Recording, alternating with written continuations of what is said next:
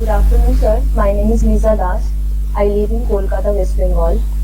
I have completed my 10th in 2012, 12th in 2014, and my graduation in BSc from Calcutta University in 2014. I live with my parents and my brother. My father is a metro railway contractor, and my mother is a housewife. Besides my banking examination preparation, I also play football, and I am also interested in cooking and painting. तो biology भी था आपका 12th में? जी sir, जी। Okay, फिर आपने BSc किया तो biology से किया है या फिर फिजिक्स को आपने? ओके, तो बायोलॉजी आपको अच्छी नहीं लगी? ओके, तो आपने फिजिक्स से बीएससी किया हुआ है। आपका जो सबसे फेवरेट टॉपिक रहा हो आपके ग्रेजुएशन के दौरान वो क्या था? Mathematical physics. Mathematical physics, okay. Quadratic equation के बारे में सुना है आपने? और क्यूबिक इक्वेशन के बारे में? दोनों में से सबसे पहले कौन सा सॉल्व होना शुरू हुआ था? Quadratic equation. Are you sure? Quadratic equation पहले सॉल्व होना शुरू हुआ, क्यूबिक बाद में? नॉट श्योर सर, इसके बारे में पता नहीं। ओके, चलिए कोई बात नहीं। तो आपने फिजिक्स में क्या क्या चीज़ें पढ़ी हुई हैं? अच्छा ये बताइए, हम फिजिक्स पढ़ते ही क्यों हैं?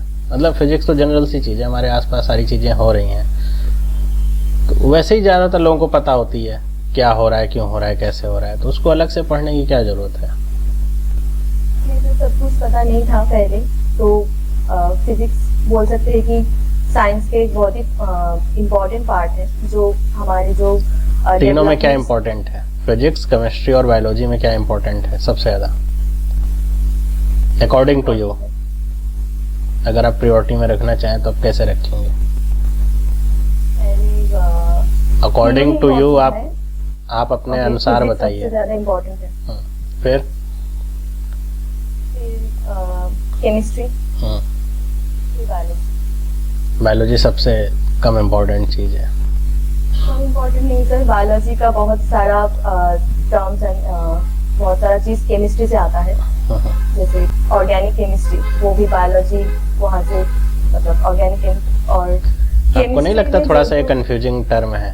हमने इसको अलग अलग तो कर दिया है, लेकिन जैसे जैसे आप पढ़ते हैं साइंस को तो आप देखते हैं कि केमिस्ट्री में भी फिजिक्स का यूज होता जा रहा है, वहाँ पर भी कैलकुलेशंस और वो सारी चीज़ें होती हैं।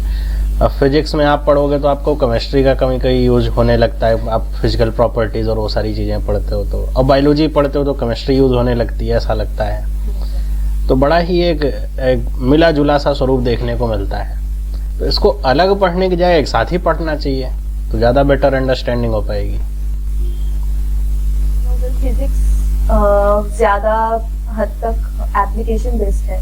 अच्छा ये बताइए, आपके वेस्ट बंगाल में कितने आरआरबीज हैं? कौन कौन से? पश्चिम बंगो ग्रामीण बैंक, उत्तर बंगो ग्रामीण बैंक एंड बंगीय ग्रामीण विकास बैंक। पश्चिम बंगो ग्रामीण बैंक, इसका स्पॉन्सर बैंक कौन सा है? इसका स्पॉन्सर बैंक है UCO bank. UCO bank, very good. हर एक आरआरबी के लिए स्पॉन्सर बैंक का होना नेसेसिटी है कि होना ही चाहिए, या फिर बिना स्पॉन्सर बैंक के भी ग्रामीण बैंक कार्य कर सकते हैं? सोच लीजिए, बताइए। मतलब मैं कह रहा हूँ कि स्पॉन्सर बैंक होना कोई ज़रूरी पार्ट है। स्पॉन्सर का मतलब आप समझते हो कि जो आपको पीछे से स्पॉन्सर करे बहुत सारी चीज़ों के लिए, फैसिलिटीज़ प्रोवाइड करे और आपको क्रेडिट प्रोवाइड करे। अगर कोई ग्रामीण बैंक सेल्फ सफिशिएंट है हर एक चीज़ में, तो उसके लिए भी स्पॉन्सर बैंक का होना क्या ज़रूरी है? जी सर, क्योंकि सपोर्ट देने के लिए ज़रूरी है, क्योंकि आरआरबी मोस्टली करते हैं जो rural and agricultural loan provide करते हैं, तो उसके लिए जो फंड जो आते हैं उसके लिए इम्पोर्टेंट है स्पॉन्सर बैंक का रहना। अब मान लो वो सेल्फ सफिशिएंट हो, उसके पास प्रॉपर फंड है तो? नॉट श्योर सर इसके बारे में। आरआरबीज का स्ट्रक्चर पढ़ा है आपने कि आरआरबीज कैसे फॉर्म होते हैं? अभी आपने बात करी पश्चिम बंगो ग्रामीण बैंक की, इसका फॉर्मेशन हुआ था और मुझे जहाँ तक याद है 3 ग्रामीण बैंकों को मिला करके हुआ था, अमेलगमेशन हुआ था। इसके बारे में मैंने नहीं पढ़ा सर, सॉरी। नहीं पढ़ा, अच्छा चलिए कोई बात नहीं। आपकी हॉबी है फुटबॉल खेलना या देखना। What is of side? Offside होते हैं एक सामान्य जब भाषा में समझाइए, किसी को समझाना है तो। जो फुटबॉल में फर्स्ट ऑफ ऑल 2 बॉक्सेस होते हैं, दोनों ओपोनेंट। तो एक टीम जाते हैं दूसरे ओपोनेंट के बॉक्स में गोल करने। तो अगर वो जो लास्ट जो पास आ रहे हैं, जो लास्ट पास है, वो जिस प्लेयर के पास आ रहा है, अगर वो ओपोनेंट डिफेंडर से आगे हो तो उसको उस पोजीशन को बोला जाता है ऑफसाइड। कैसे डिसाइड होता है ये? कोई मेजरिंग मशीन होती है कि जो डिसाइड करती है कौन आगे हुआ कौन पीछे हुआ? इसमें लाइन्समैन रहते हैं, जो लाइन्समैन अलग से एक रेफरी रहते हैं ऑफसाइड पर्टिकुलरली चेक करने के लिए, तो वो डिसाइड करते हैं। ओके, कितने प्लेयर्स होते हैं फुटबॉल में? 11 ईच साइड। Each side. आपको पता है कि ये 11 प्लेयर्स शुरुआत से ही हैं या फिर इससे पहले प्लेयर्स की संख्या कम या ज्यादा हुआ करती थी? पहले क्या था मुझे पता नहीं, मैंने नहीं 11 पता। साइड से ही पहले से देखा, मतलब पता है मुझे कि 11 अच्छा। साइड ही होता है। आपका फेवरेट फुटबॉलर कौन है लियोनेल मेसी। करंट में? मतलब यही है। ओके, क्यों पसंद है आपको? क्योंकि उनके प्लेइंग स्टाइल जो है, इसलिए उसको मुझे पसंद है। क्या है प्लेइंग स्टाइल? वो डिफेंडर हैं या फिर अटैकर हैं, गोलकीपर हैं, क्या है? अटैकिंग मिडफील्डर पोजीशन में भी खेलते हैं।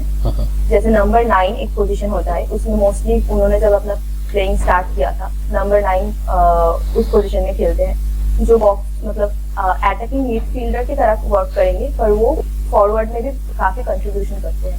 ओके, तो आपका आइडियल पर्सन कौन है जिंदगी में?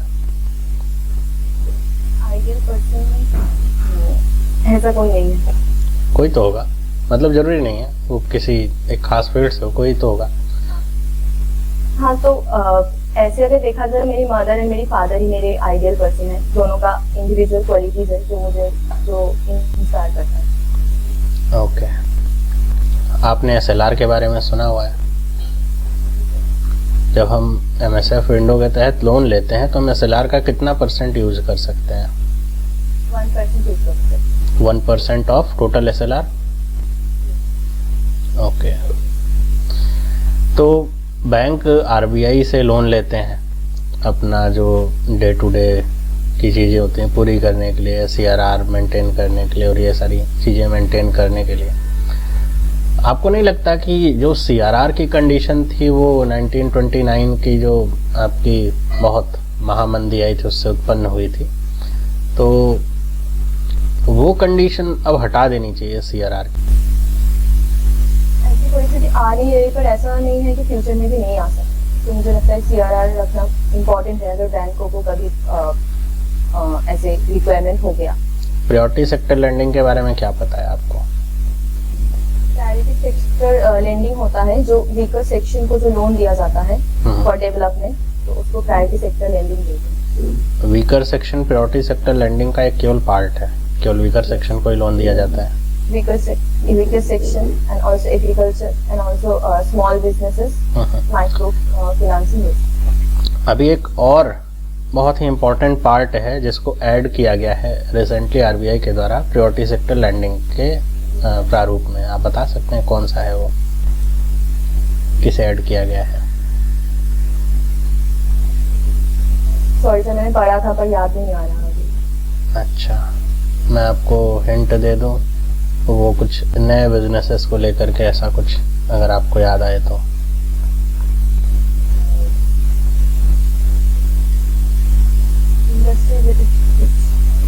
अच्छा चलिए, प्रायोरिटी सेक्टर लैंडिंग की शुरुआत हुई क्यों?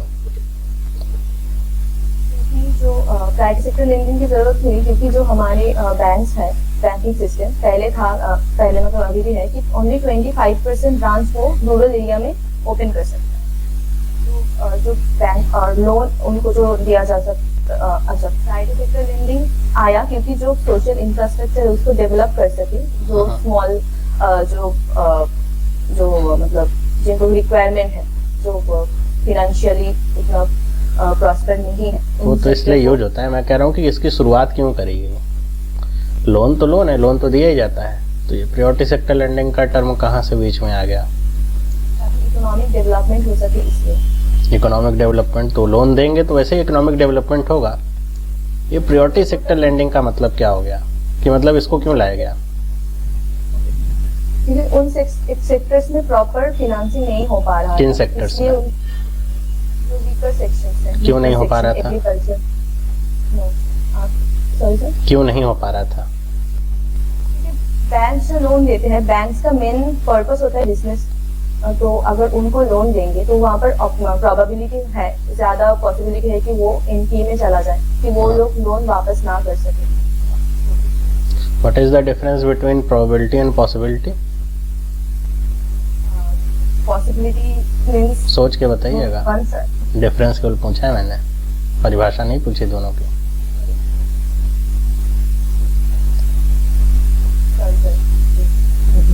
Okay.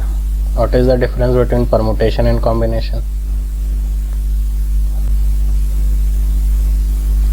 कैसे पता चलेगा कि हम कब परमुटेशन का यूज करेंगे और कब कॉम्बिनेशन का यूज करेंगे? रिकॉल कर लीजिए, पढ़ा होगा आपने।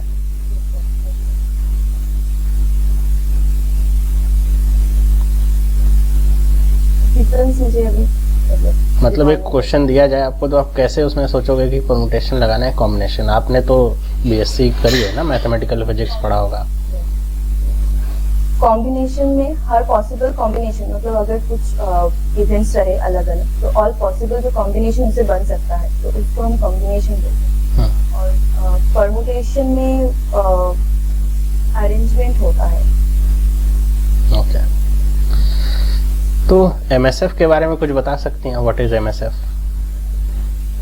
बताइए। एमएसएफ का फुल फॉर्म होता है marginal standing facility.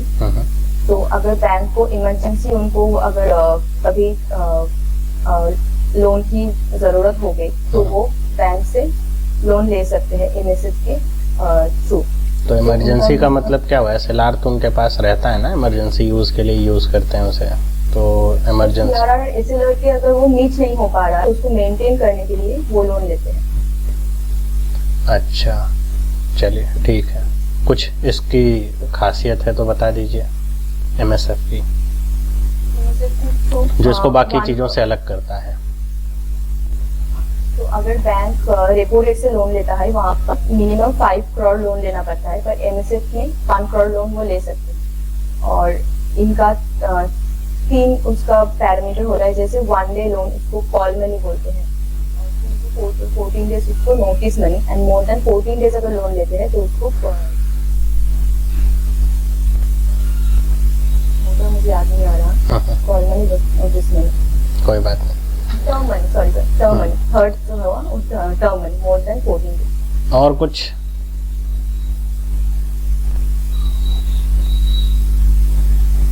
Sorry sir, मुझे याद नहीं आ रहा, अगर आप गाइड करें तो मैं सोच सकती हूँ। ओके, मतलब आप कम पढ़े हो?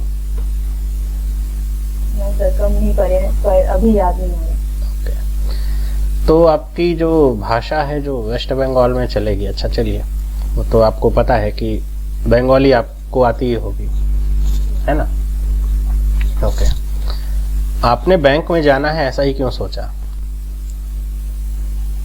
क्योंकि बैंक में जो प्रोसेसिंग होता है, जो एग्जाम और उसके बाद जो जॉब है, वो बहुत प्रॉपरली होता है, अनलाइक अदर गवर्नमेंट एग्जाम। मतलब आपके कहने का मतलब बाकी जगह धांधली होती है गवर्नमेंट एग्जाम में? ऐसा नहीं है, पर इसका जो प्रोसेसिंग फास्ट होता है, फास्टर तो केवल फास्ट प्रोसेसिंग होता है, इस वजह से आप अपना पूरा जीवन एक सेक्टर को लगा देंगे?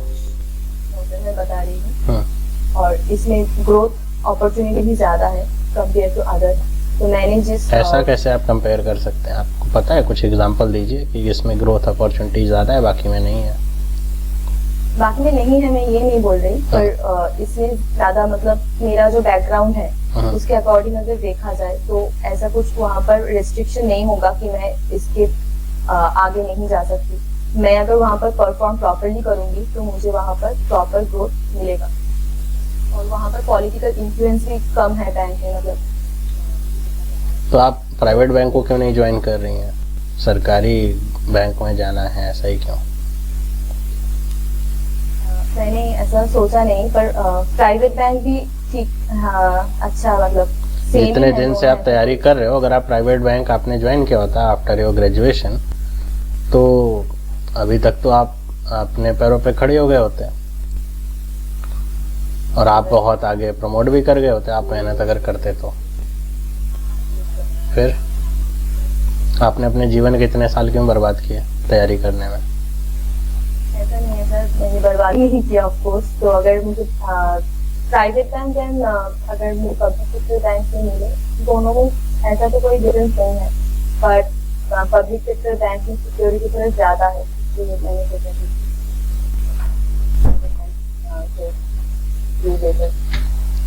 ओके। फुटबॉल की गेंद की क्या कहते हैं, वजन कितना होता है? वेट कुछ फिक्स होता है फुटबॉल की गेंद का वजन? आपको वो एक वर्ल्ड कप याद है फुटबॉल का जिसमें एक बहुत ही कंट्रोवर्शियल बॉल का प्रयोग किया गया था, जिसकी बहुत आलोचना हुई थी?